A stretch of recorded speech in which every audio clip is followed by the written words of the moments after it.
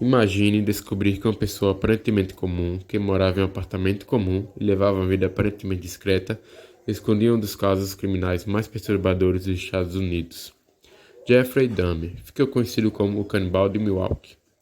Entre 1978 e 1991, ele assassinou 17 homens e adolescentes. Seus crimes envolveram abuso sexual, necrofilia, desmembramento e, em alguns casos, canibalismo. Mas como alguém chegou a esse ponto, você pode perguntar. Bom, neste vídeo eu irei contar a vocês sobre a infância de Dahmer, acompanhar seus sinais de isolamento, seus primeiros crimes e falhas, que permitiram que ele continuasse matando e finalmente entender como que ele foi descoberto. Vamos lá, e já avisando a vocês, esse vídeo é pesado com o conteúdo dele, né? Conteúdo real, não é ficção, nem filme, nem série do nada.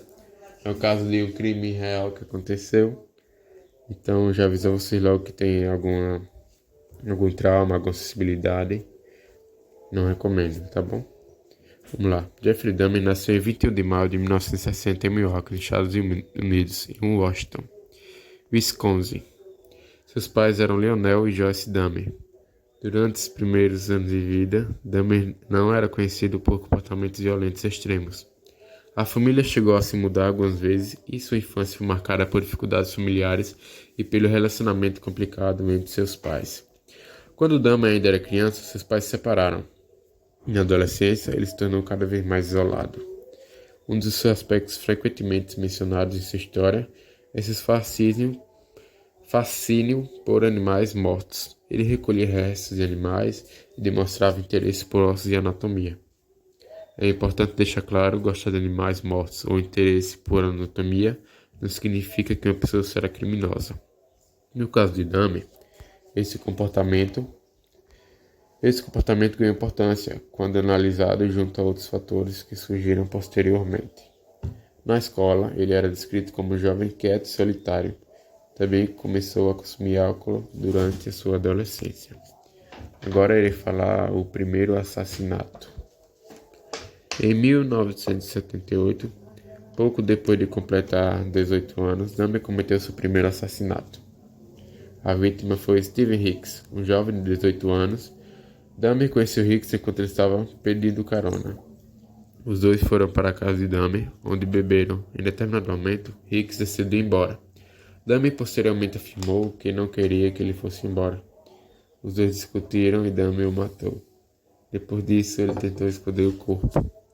Esse foi o início da sequência de crimes que, embora tenha começado em 1978, não continuaria de forma constante imediatamente. Após o assassinato, Dahmer não matou novamente durante vários anos. Depois do primeiro assassinato, Dahmer tentou levar uma vida aparentemente normal. Ele entrou para o exército dos Estados Unidos em 1979, mas acabou sendo dispensado em 1981. Também teve empregos comuns e chegou a morar com a avó. Durante esse período, porém, seus problemas com álcool continuaram. Em 1987, Dahmer voltou a matar. A vítima foi Steven Tommy, de 25 anos.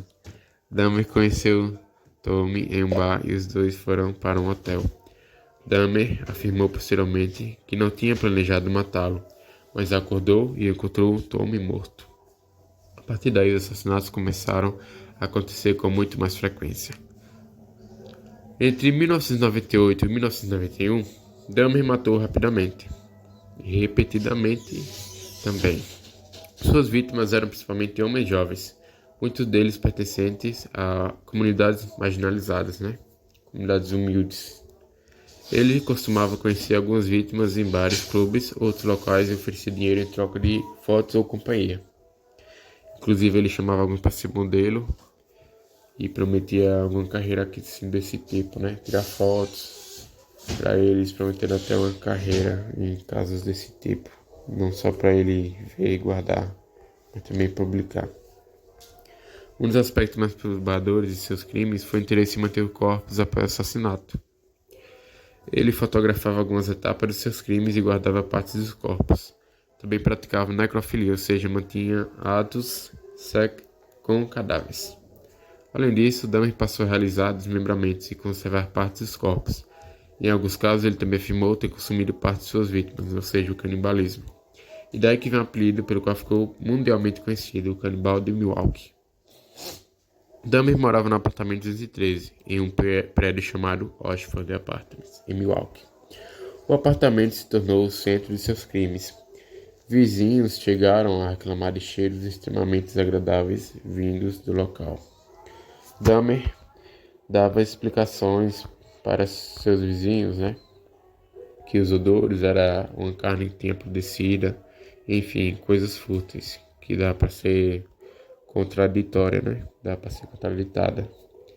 Esse é um dos pontos mais chocantes do caso, Pessoas estavam próximas, sentiam cheiros estranhos, algumas escutaram até os barulhos, como o caso de sua vizinha, mas mesmo assim ele continuou agindo, não se intimidou. Em uma ocasião particularmente importante, um jovem de 14 anos, chamado Konerak, conseguiu escapar de Dahmer. Ele estava desorientado e foi encontrado na rua por duas mulheres. As mulheres chamaram a polícia. Dahmer apareceu com os policiais de que o adolescente era seu namorado adulto e que se tratava de uma discussão entre os dois, sendo que o jovem tinha 14 anos, Isso foi um ato de covardia dos policiais e deixaram ele passar isso em branco. E Dahmer continuou matando após isso, Isso foi considerado uma das falhas mais graves relacionadas à atuação da autoridade no caso.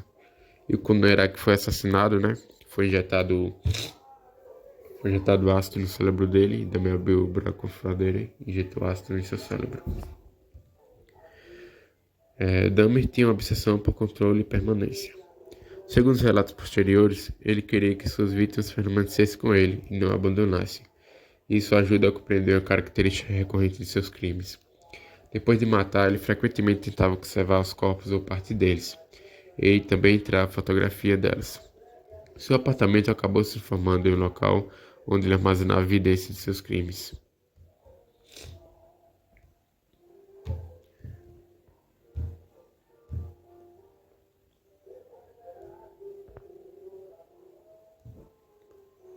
Depois de matar, seu apartamento acabou se transformando em um local onde armazenava evidências de seus crimes.